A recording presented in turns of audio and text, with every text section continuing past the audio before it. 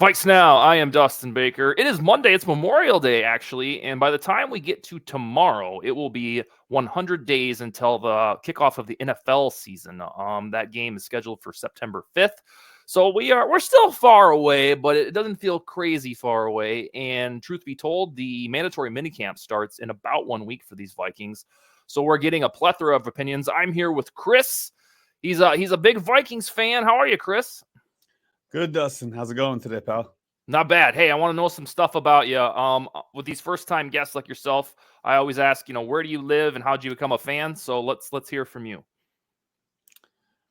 Real simple. I'm from New York. Yeah. I live here in Connecticut, and when I was like 4, my grandfather just got a hand-me-down, like he got a freebie Viking jacket somewhere. Yeah. He tossed it at me. Unfortunately, a little while later, he passed away, and I just picked it up on my own. No one in my family was a football fan. Really? And where I'm from, it's Giants and Jets all the way. And so I was the odd man out the whole time, but I wouldn't change it for anything. Okay. When you said the unfortunately part, usually when I ask this question, somebody says, yeah, unfortunately, I've been a fan ever since. So I thought you were tunneling down that trail. No. When was it that you got the jacket? About what time or what Vikings era? Tommy Kramer. Oh, okay. So it was like, 84, 85. Okay. All right. About like I'm just saying. And then that's how I got hooked into that. And then I just started watching the whole way through. But it would stink because out here we wouldn't get the games. Mm-hmm. So whatever they put on, that's what I had to watch. So I would see Barry Sanders kick our butts every now and again, and Brett Favre. Those are the only 2 games I'd get. Yeah. And then there was a lot of that. I'm a basketball fan, and I often think about how it's somewhat accessible to watch 82 basketball games from your favorite team. But when I was a kid, you got to just watch, what they gave you, and it's the same thing for football as well. All right, that's what happened to me too. Yeah. So we've come a long way. All right, I'm going to launch into some of this Viking stuff for you. We're kind of right in the thick of the dead zone, sort of. Offseason is clearly in the rear view. There could still be some additions here and there.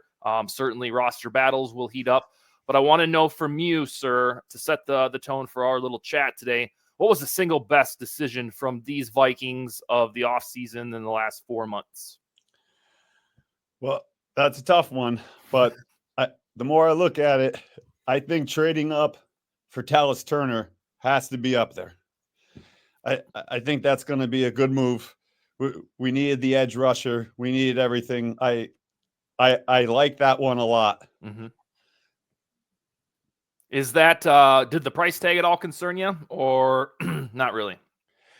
No, just because of the whole Kirk Cousins thing and how he dropped. I mean, he shouldn't even have been there. Mm-hmm. So the fact that we got that high of a ranked guy like that who just dropped, he was supposed to be the number 1 defensive player off the board from what they're saying. Yeah, he was supposed to go to the actually on most mock drafts when we got really close, like the week of, he was the sexy pick for the Falcons. Right, exactly. Because they did and still do need help at that spot and on defense on the whole. And so the Falcons went and screwed it all up for themselves and did the quarterback plan. So that allowed Turner to tumble to the Vikings. I've said this on the show a couple times because most of us believed the Vikings would get the quarterback of the future and thought that it would cost a high trade up the board. It was so exciting when they got McCarthy at 10, and then it became apparent they were going to keep their 23rd pick because I had spent so verifiable, little time thinking about who they would pick at 23 because I just assumed that pick would have to be traded to the Patriots or somebody or the Chargers. And so when we had those fun 45 minutes where it was like, could they get Quentin Mitchell or Dallas Turner? I'm glad Dallas was the guy. And it doesn't feel a little weird for the Vikings to have depth at edge rusher? Yeah, that's what's throwing me off too, especially with the other guys that they added on the in the offseason from Miami and everyone. They might be on the right path here. Yeah, well, let's hope, because at defensive tackle they've kind of skimped a little bit. So it's almost as if they said, well, we're going to have human bodies to rush the passer. We don't really need somebody in the middle because they struck out in free agency at defensive tackle. And then Yes. by the time they were up to draft again, all of the coveted DTs were gone. So they ended up drafting a corner. All right. So you got Dallas Turner as your single favorite or the single best decision the Vikings offseason. Camp battles will get hot and heavy for this team. Probably in July. We'll see a little bit starting next week at OTAs. But what's the camp battle you're most looking forward to? And if it's quarterback, give me a second one as well. No, it's not quarterback. Okay. But I got to go with actually the wide receiver 3. Mm-hmm. Just because I have no idea who's going to be doing it. It looks like Powell, but I like Naylor. So, I think it would be between Powell and Naylor. And then, you always can throw in some more guys. But I'm not sold on any of these guys. I wish they were able to go out and grab another guy. But, that's the biggest thing for me is just who's going to play. Because whoever's that third receiver, they're going to be open. Mm-hmm. Like, if you think about it, they're going to be doubling Addison. They're going to be double, tripling Jefferson. Like, it's going to be good. It's going to be a good fit. So they're going to get the ball a lot, I think. Are you upset that it's like this, where we have 3 dudes that should be vying arguably for WR4 that are actually vying for WR3? Or do you trust the staff or the front office too that may the best man win? Well, I think at this point you got to go with best man win, but I'm still not. I haven't been trusting Quessy too much. Oh, okay.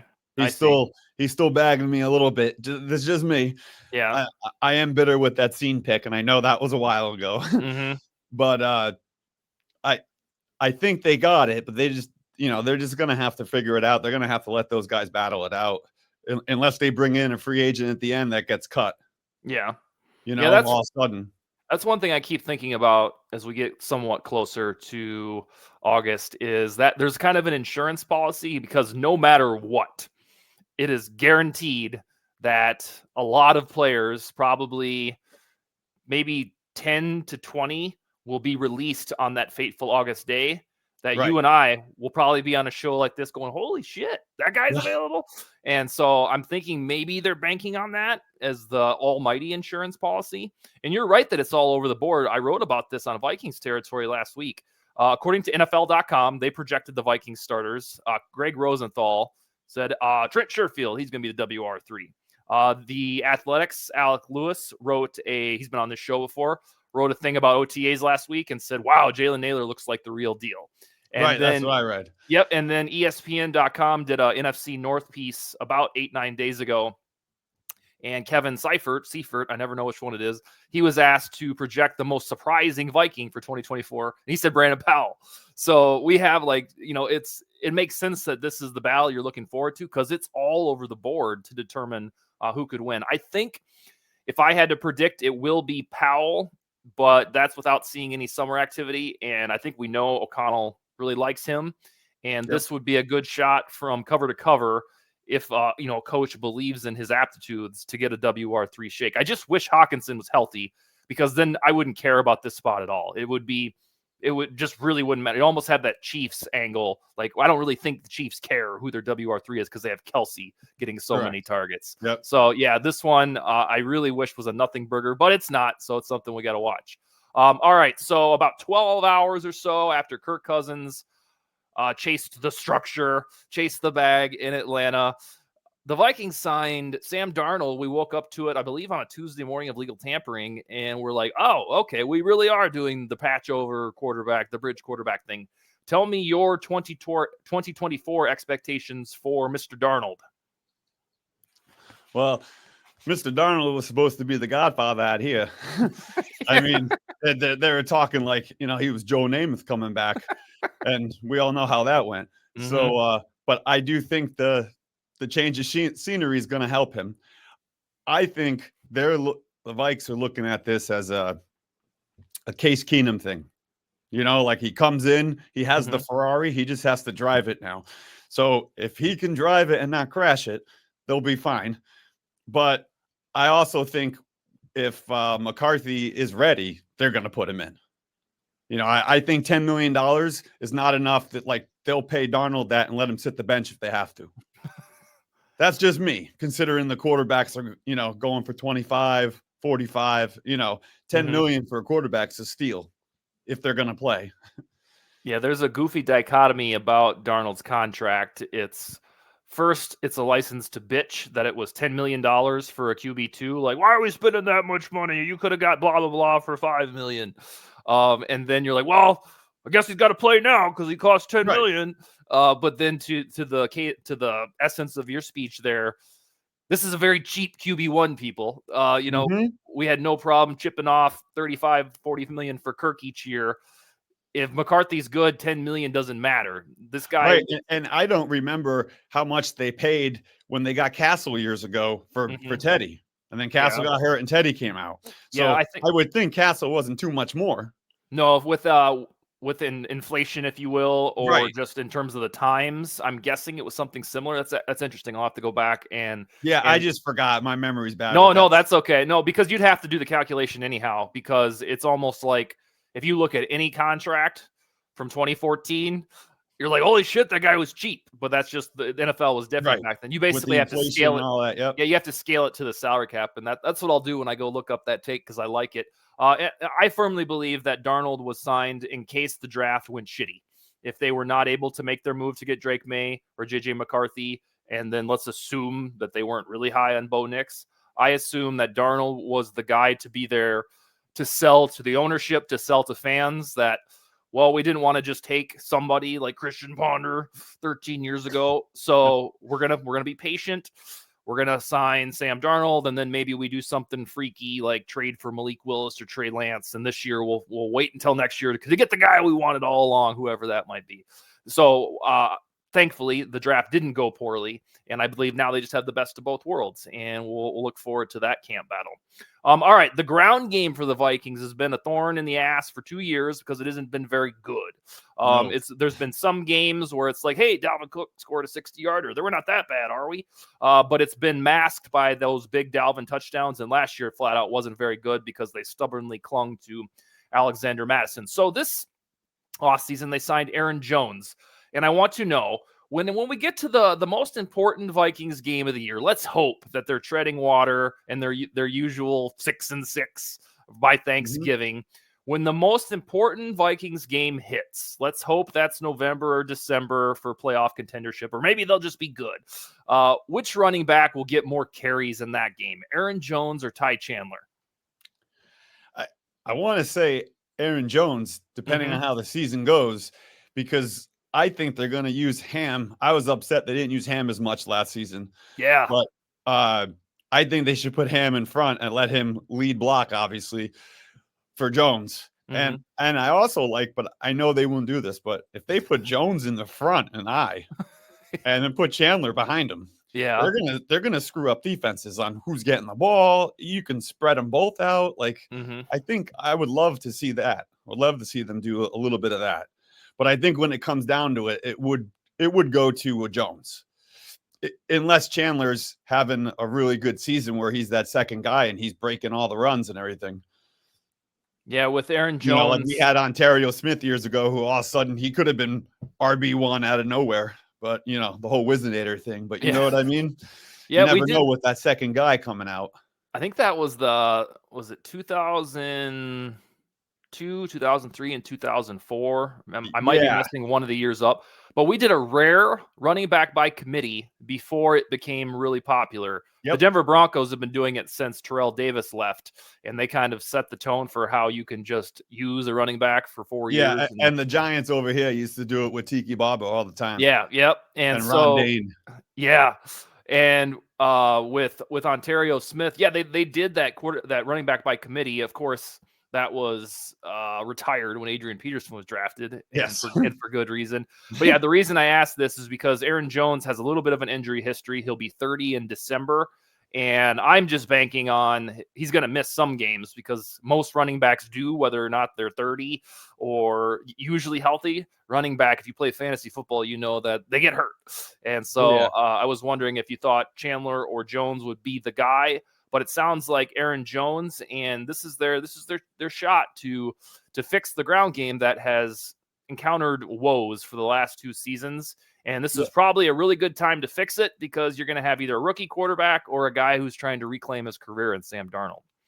Yeah, and I haven't figured out why they don't even try to use I'm not going to try to kill his name, number 24. Nwangwu? Nwangwu. Yeah, they don't use him a lot. No. And to keep him on just for the return when they keep screwing up the return game, it's hard. Mm-hmm. But I'd love to see him in the screen game and all that. Yeah, I have a irrational fear that whenever he leaves the Vikings, either this summer or next year, he's going to go somewhere and just take off. Yeah, light it up. So damn fast, and they're going to be like, oh, hey, he's playing with Andy Reid now. They know how to use him. And it's like, why couldn't we figure that out? That would be a real patented fear of mine if this was the Zimmer Vikings. I kind of trust that O'Connell and them know how to use speed, so maybe Nwangwu just isn't built for an offense and is more of a kick returner. But this is in Nwangwu's contract year, so we shall see, A, if he makes the team. He should with the kickoff rule change, and then B, if he's actually, this feels like Irv Smith. Remember every year we're like, this is the year, right? He's going to be good. In a reduced sense, we always think let's use the speed of Kene Nwangwu on offense, and then they just never do. All right, I got a couple more for you. We talked about McCarthy at the top of the show. I want you to predict his first start. When will that be? Is it going to be out of the gate? Is it going to be sometime in the first couple months? Is it going to be 2025? If you had to do the crystal ball thing, when does JJM see the field for the first time? Well, it kind of depends on what the record is, I think. Unless he comes into camp and lights it up. Mm-hmm. If he comes into camp like Russell Wilson did years ago, beat out Jackson, beat out everybody, then it would be week 1. I don't see why not. But if not, I would think unless there's an injury or something like when Teddy came out for the first time, something like that. But if they're like 2-4, I think he comes in. But if they're 4-4, something like that, then it's a little different. But if they have to put him in, I don't think they go in and put him in a huge game right away, depending, Yeah. But if they have to, I know they will. Well, I can tell you, if the Vikings are 3-3 or 4-4, like you mentioned, that means they're going to be pretty good because the first half of the schedule is Murderer's Row. It's again second year in a row that first half is killer. Yeah, in the first 8 games, there's 6 playoff teams from last year, and the other team or one of the other teams is Aaron Rodgers' Jets, as you know about. Mm-hmm. And so, yeah, it is Murderer's Row. And if they are anywhere near 500, like 4-4. The schedule really softens up afterward, at least comparatively, and at least how we view it right now before any injuries arise. So it would be a good time. There's a lot of folks that have circled, let's see, week 7 against the Lions as possibly McCarthy's start, because I think that would be, hey, you sons of bitches are only 2-4 or 1-5. Like, why not give it to McCarthy? TJ Hawkinson might be coming back after that game if he's a true blue pup, physically unable to perform list guy. Yeah, so I hope so. It could be a reunion game there. All right, so you have it. So you basically you don't think I would probably say like mid-season. Yeah, I think that's fair. I think week 7 is a cool theory. There are some like Ben Lieber who said on KFan that week 13 or so. That's kind of been like the conservative one is probably December at some point. And then there was a couple takes. Who was it? I think it was Ian Rappaport said on NFL Network that Darnold might just be playing the whole season because he's going to be that damn good. Like you won't even have I've heard that from a couple people too. I think it might have been one of PA's bold takes that he said on the radio last week. I know for sure Ian Rappaport said it that. I did hear PA on. Okay. I did hear when I was listening to it the other morning. He was saying something about that last week. Yeah, so bold predictions are designed to be out there and maybe even a little outlandish in general. But that's a good one, is that Sam Darnold is just too good. And therefore, it would be 2025 because McCarthy's going to get the baton, whether you like it or not, sooner or later. And if it's just that Darnold really is good, like and every other team screwed him, then why would you play McCarthy? I mean, that's the whole perk of having Darnold, is to allow for a redshirt season for a guy who just turned 21. Right. And in my opinion, we don't want to do that nonsense that Green Bay did, where they leave the kid on the bench for 3 years, and then now they're going to have to overpay him and make him a top pay quarterback for one good year. Not even one good year. That's last the 10 dark, games. that's the dark underbelly of the Packers' plan in the new NFL. Is you don't get to capitalize on the window, and usually the quarterback on a rookie contract thing is good enough to get the good team to the Super Bowl. Nobody has really won it outside of Mahomes with the new strategy, but it's certainly between Joe Burrow and then the Bills always in the mix. It's a way to team build that we hope will translate to success for the Vikings. All right, one last question for you. $35 million at Jefferson. Yeah, we're going to need a rookie quarterback. Yeah, just to offset it. Yeah, right. All right, what do you think? I want to get a thermometer here on your optimism. What type of a win-loss record, if you had to predict in late May, is afoot for the Vikings in 2024? It all depends on that beginning schedule there. If they can come out of that kind of 500 or something. But again, it's almost like the past couple of years, I'm always looking at like, that 9-8 type of, that 9-8, 8-9 type of thing. I'd love to see, 10-7, 11-6. But I'm just not too sure with that schedule and how everyone's going to jive together. Well, this year's different when you fling out 8-9 or 9-8, because this is not an all-in year like the past few years. At least how they're paying folks, they're supposed to be contenders. Maybe not like gangbuster Super Bowl contenders, but they are in it to win it. This year, they'll tell you in the locker room they're in it to win it. But if you have Darnold as your probable QB1, that's usually not a formula for a Super Bowl. I'm not going to cry if we only win 6 games. Yeah, because you kept your first round pick too. Correct. Yep. So it's all about next year. Yeah, I feel you there. That's why I want to see. I am the type these days, I'd rather see McCarthy start and then we'll take our lumps, but it's not up to me. I fully realize Darnold's going to play. But yeah, I'm very vocal about this new window now because Addison's scheduled to be around for 4 more years. Jefferson will get extended by 4 or 5. Hawkinson's prime will last about 4 more years.